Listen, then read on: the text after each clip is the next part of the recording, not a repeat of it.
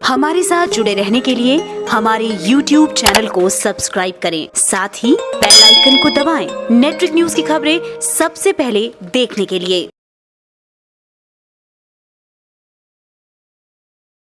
नमस्कार, मैं स्वप्निल पांडे, आप देख रहे हैं नेटवर्क न्यूज। अभी हाल ही में पॉक्सो कानून में संशोधनों को मंजूरी दे दी गई और बच्चों के खिलाफ यौन अपराध करने वालों को मृत्युदंड देने का प्रावधान शामिल किया गया। अधिकारियों ने बताया कि बाल यौन अपराध संरक्षण कानून में संशोधन में बाल पोर्नोग्राफी पर लगाम लगाने के लिए सजा और जुर्माने का भी प्रावधान शामिल किया है। सरकार ने कहा कि इन संशोधनों से बाल यौन उत्पीड़न पर अंकुश लगने में उम्मीद है, क्योंकि कानून में शामिल किए गए मजबूत दंडात्मक प्रावधान निवारक का काम करेंगे। वैसे इन चीज़ों की पहल काफ़ी पहले से चल रही थी। आज के इस समय में जहां आए दिन रेप की घटनाओं की कोई ना कोई खबर आती रहती है, तो वहीं बच्चों के साथ यौन उत्पीड़न को लेकर तमाम खबरें भी सुनाई दे जाती हैं। बच्चों के साथ यौन उत्पीड़न को लेकर 2012 में एक विशेष कानून बनाया गया, जिसे पॉक्सो एक्ट यानी protection of children from sexual offences act का नाम दिया गया। साथ ही इस एक्ट को लाने का सबसे बड़ा उद्देश्य बच्चों को सेक्सुअल हरेसमेंट, सेक्सुअल असॉल्ट और पोर्नोग्राफी जैसे गंभीर अपराधों से सुरक्षा प्रदान करना है। इस एक्ट के तहत नाबालिग बच्चों के साथ होने वाले यौन अपराध और छेड़छाड़ के मामलों में कार्रवाई की जाती है। तो अब सबसे बड़ा सवाल है कि इस एक्ट के लागू होने के बाद बच्चों के साथ यौन उत्पीड़न के केसों में कितनी कमी आई, और 2012 के बाद से जितने भी इस मामले में केस दर्ज कराए गए, तो क्या इस एक्ट में उन सभी केसों पर सुनवाई हुई? वही जिन केसों में सुनवाई हुई, तो क्या उनमें निष्कर्ष क्या निकला? तो चलिए आज पॉक्सो एक्ट से जुड़ी चीज़ों को जानने की कोशिश करते हैं। जिस समय देश में इस एक्ट को सामने लाया गया, तो उस दौरान इस एक्ट में बच्चों से हो रहे यौन शोषण के खिलाफ कई कानून बनाए गए। जैसे कि पॉक्सो एक्ट की धारा 6 में वो मामले आते हैं जिनमें बच्चों को दुष्कर्म या कुकर्म के बाद गंभीर चोट पहुंचाई गई है, और इस गुनाह के लिए 10 साल से लेकर उम्र कैद तक की सजा का भी प्रावधान था। पॉक्सो अधिनियम की धारा 7 और 8 के तहत बच्चों के गुप्तांग से छेड़छाड़ के मामले दर्ज किए जाते हैं, और इस गुनाह के लिए 5 से 7 साल तक की सजा और जुर्माना का प्रावधान है। इसके अलावा पॉक्सो एक्ट की धारा 3 में किसी बच्चे के शरीर के साथ किसी भी तरह की हरकत करने पर कड़ी सजा का प्रावधान है। तो अगर देखा जाए तो इस एक्ट में बच्चों से हो रहे यौन शोषण को रोकने के लिए काफ़ी कड़े कानून बनाए गए थे। आपको बता दें कि एक रिपोर्ट के अनुसार जब से पॉक्सो एक्ट लागू हुआ, उस वक्त यानी 2012 से 2016 के बीच में बच्चों के खिलाफ यौन अपराध के 6118 मामले दर्ज किए गए। लेकिन इन मामलों में काफ़ी सालों तक 80% से ज़्यादा मामले कोर्ट में पेंडिंग पड़े रहे, और जिन मामलों की सुनवाई हुई उनमें अपराधों को सजा मिलने की दर सिर्फ 2% है। एक और रिपोर्ट की बात करें जो नेशनल क्राइम रिकॉर्ड्स ब्यूरो ने अपनी एक रिपोर्ट में बताया था कि 2016 में ही बच्चों से छेड़छाड़ के लगभग 1 लाख मामले दर्ज किए गए थे। इसके अलावा सबसे बड़ी बात यह है कि 2007 में महिला एवं बाल विकास मंत्रालय द्वारा एक रिपोर्ट में बताया गया था कि भारत में 53.22% बच्चों ने अपने जीवन में यौन शोषण का सामना किया था, और फिर जब 2017 की रिपोर्ट्स देखी गई तो यह प्रतिशत ज़्यादा कम नहीं हुआ था। तो यहाँ पर सोचने की एक चीज़ है कि 2012 में बने पॉक्सो एक्ट में जो कानून बनाए गए थे, क्या वो अपराधियों के लिए काफ़ी नहीं थे, या फिर जो केस सामने आते थे उनमें से अपराधियों को उनके गुनाहों की सज़ा नहीं मिल पा रही थी? अब कारण तो कई हो सकते हैं, लेकिन हम आपको सिर्फ ये बताना चाहते हैं कि एक कठोर कानून को सामने लाकर भी वारदातों में कोई खास कमी नहीं आई। 27 दिसंबर 2018 को पीएम मोदी की अगुवाई वाली कैबिनेट ने इसी पॉक्सो एक्ट के कानून को और भी ज़्यादा कड़े करने की बात की थी, और बताया गया था कि अब इस एक्ट के तहत दोषी लोगों को फांसी तक की सज़ा हो सकती है। साथ ही इस एक्ट की धारा 4, धारा 5, धारा 6, धारा 9, धारा 14, धारा 15 और धारा 42 में संशोधन किया गया है। धारा 4 और धारा 5, साथ ही धारा 6 में संशोधन के बाद अब अपराधी को इस एक्ट के तहत मौत की सज़ा देने की बात कही गई थी। गौरतलब है कि 10 जनवरी 2018 को कठुआ कांड ने पूरे देश को हिलाकर रख दिया। इस कांड के बाद लोगों के अंदर आग यूं जली कि देश में सिर्फ इसी मामले में इंसाफ की बात होने लगी। इसके बाद इस मामले ने तेजी पकड़ी और जल्द से जल्द इंसाफ करने की बात की जा रही थी।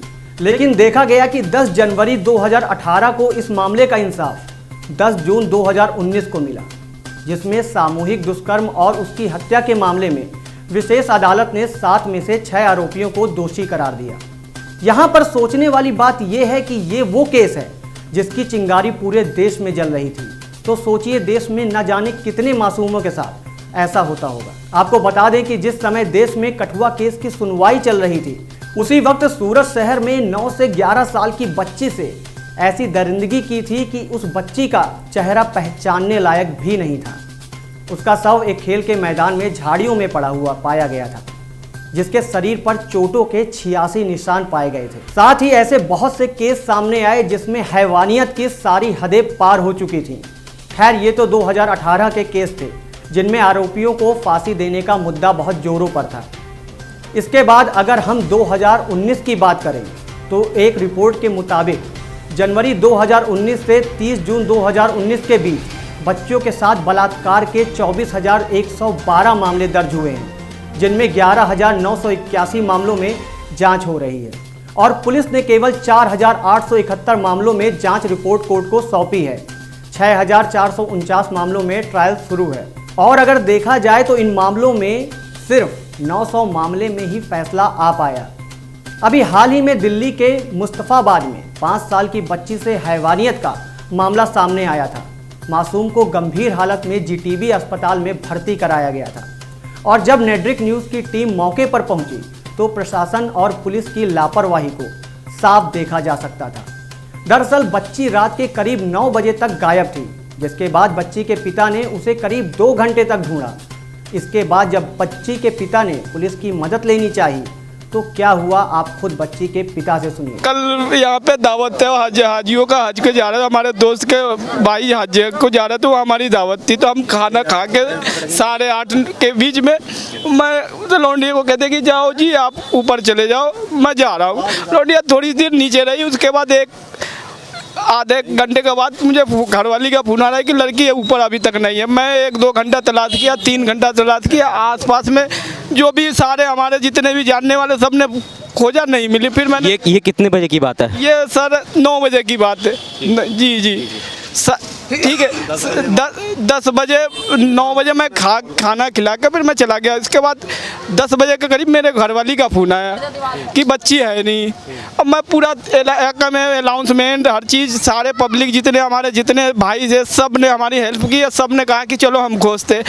लास्ट में मैंने 100 नंबर को कॉल किया तो 100 नंबर वाले की पूछा कि कौन सा थाना, मैंने दयालपुर। 100 नंबर पर आपने कितने बजे कॉल किया? ये मैंने किया 11:46 पे।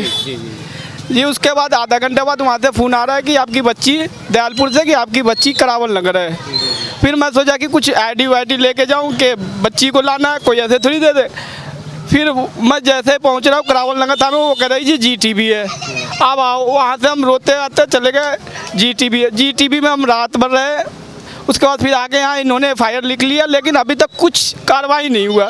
अभी तक मेरी बच्ची का हालत बहुत ख़राब है, बच्ची ठीक नहीं है।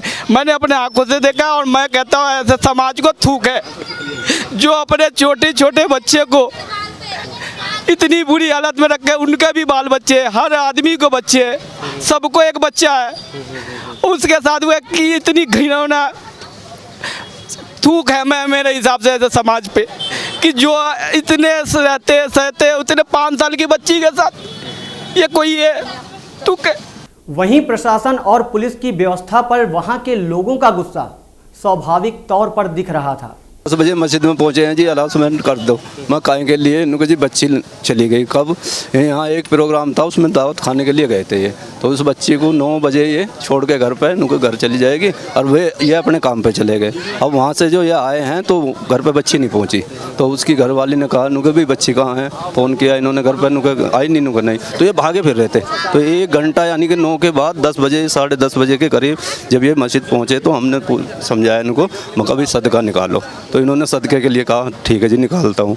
और फिर हमने ऐलान करवा दिया। ऐलान करवाने के बाद में फिर ढूंढा ढांडी हमारे ही बच्चे कर रहे हैं जो यहाँ के रहने वाले हैं वही कर रहे हैं, पुलिस का कोई पुलिस की तरफ से कोई आपको मामला नहीं है। रात में कोई नहीं, सुबह के टाइम आए हैं, सुबह के टाइम एक लेडीज़ है और एक जेंट्स, 2 आदमी आए हैं। मैंने सोचा कि उनसे कुछ पूछें कि हाँ आप हमें कोई एड्रेस दें या फिर जाने के लिए कोई वो बताएं, तो उन्होंने कहा कि आप सब हमारे पास आ जाएं और हम आपको लेके चलेंगे। ये कोई बात हुई कि हम उनके पास आए, उल्टा आना पड़े? किसने कहा आपसे?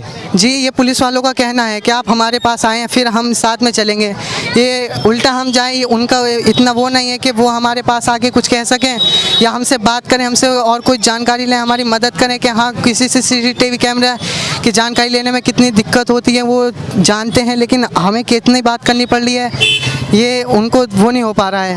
ये क्या कोई काम हो रहा है पुलिस का सही? कोई प्रशासन इस टाइम सही नहीं है, अर्थव्यवस्था बिगड़ी हुई है इस टाइम यहाँ की। तो देखा आपने कि किस तरह एक बच्ची के रेप के बाद पीड़िता को किन परिस्थितियों से गुजरना पड़ा। साथ ही पुलिस को सूचना मिलने के बाद भी घंटों बाद आना अपने आप में ही सब कुछ बयां करता है। किसी भी अपराध को रोकने के लिए कड़े कानून का होना बहुत ज़रूरी है, लेकिन उससे भी ज़्यादा ज़रूरी है कि उस कानून का पालन भी ठीक प्रकार से होना चाहिए। अपराधों से निपटने के लिए सभी का जागरूक होना बहुत ज़रूरी है और अपराधी को उसके गुनाह की सज़ा जल्द से जल्द मिलनी चाहिए, जिससे अपराध करने का डर लोगों के अंदर मौजूद हो। अगर ऐसा नहीं होगा तो बनाए गए कानून कड़े जरूर होंगे, लेकिन अपराधों में भी ज़्यादा कटौती नहीं आएगी। फिलहाल के लिए इतना ही। ऐसी ही और वीडियोस को देखने के लिए देखते रहें नेट्रिक न्यूज़। आप देख रहे हैं नेट्रिक न्यूज़, साहस सच कहने का।